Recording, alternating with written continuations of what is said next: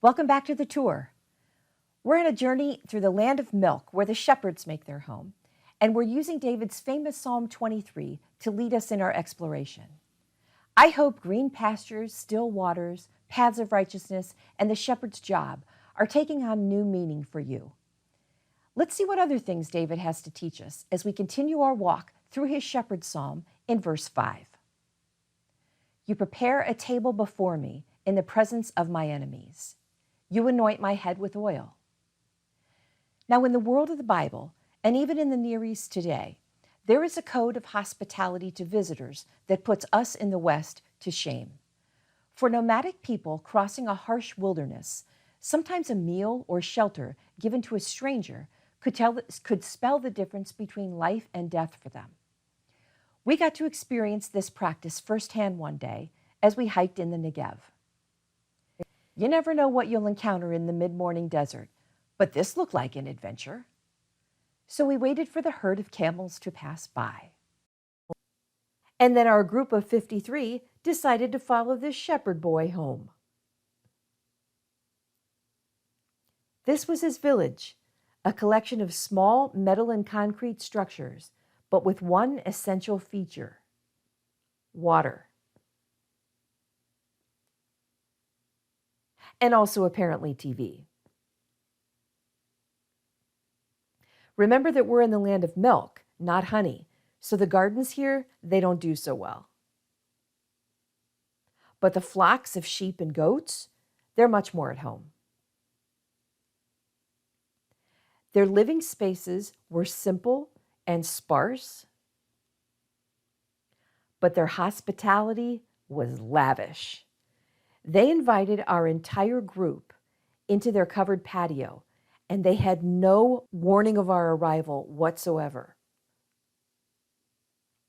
This was the matriarch. Nobody needed to tell us that.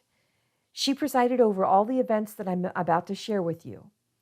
We didn't see a single adult male over the course of about 90 minutes or so that we were there. She was absolutely in charge. A single nod of her head spoke volumes to the younger women.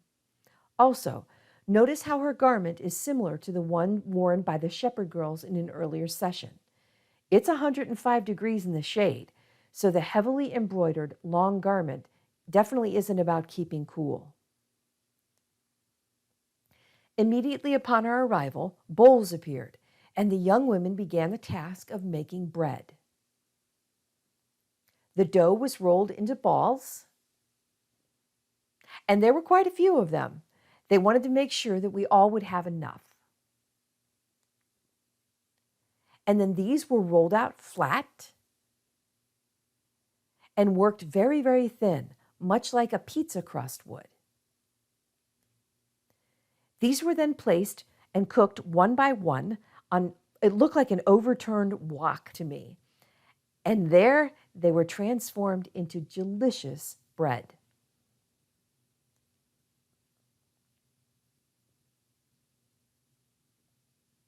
When it was finished, they pretty much picked it off and tossed it at us, where it was up to us to catch it. And yeah, it was pretty hot to handle, which the kids found to be hilarious. My cup overflows. In addition to the homemade flatbread, we were each treated to some tea, served in what can best be described as a shot glass. Two things about that tea. First, it was really hot, freshly brewed. And don't forget, we're in about 105 degrees in the desert under a metal roof, no breezes. And second, it was exceedingly, unexpectedly sweet. Now, though I wasn't completely sold on the idea of hot, sweet tea right at that moment, with a shukran, or thank you in Arabic, I downed my shot, and they quickly refilled my glass, to which I replied, shukran, and downed the shot. Now, at this point, I probably should tell you that I'm one of 7 kids. I clean my whole plate, and I drink my whole drink without fail. It's in my DNA. So I drank, and she refilled.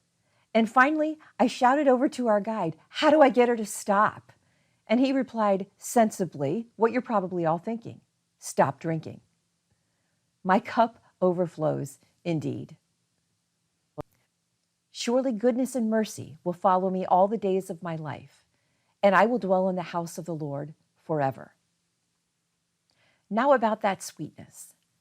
Our guide explained that these native people are obligated to extend this hospitality for 3 days. And after that time, it's assumed that any traveler would be refreshed enough to continue on their way. But the code of desert hospitality also dictates that openly reminding someone that they're on day 4 and it's time to go is highly problematic. Instead, what you would notice as you took your morning tea on that day number 4 is that it had become noticeably less sweet. So the goodness and mercy of our hosts has an expiration day, 3 days hence. But we're welcome to dwell in the house of the Lord forever. The kids were pretty enthralled with this strange group of visitors. Some of them ran to put on their traditional garb before joining us. They were beautiful.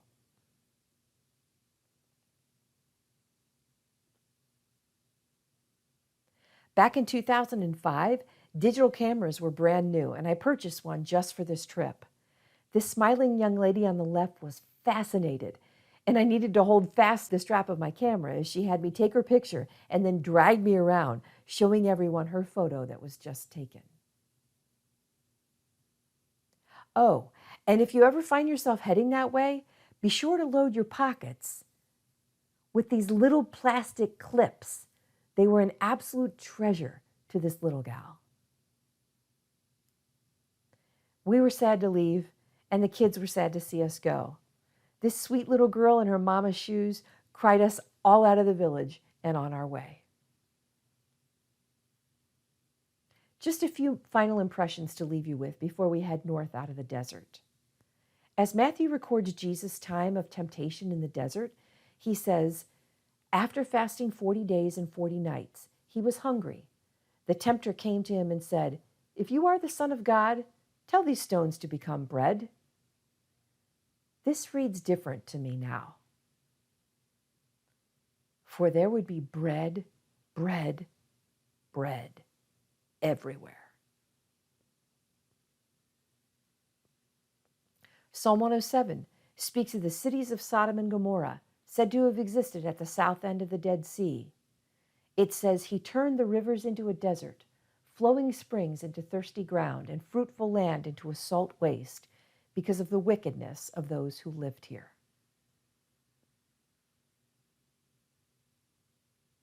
As an adult, David spent a lot of time in the desert regions, hiding from his enemies.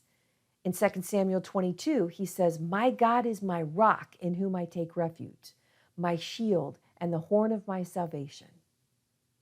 My time in the desert has taught me that this is to be taken literally. Inside the actual rock is where refuge can be found. I hope you've enjoyed your journey into the land of milk, into the wilderness country of the shepherd. Join in next time when we'll head for greener pastures, into the land of honey. We'll see you then.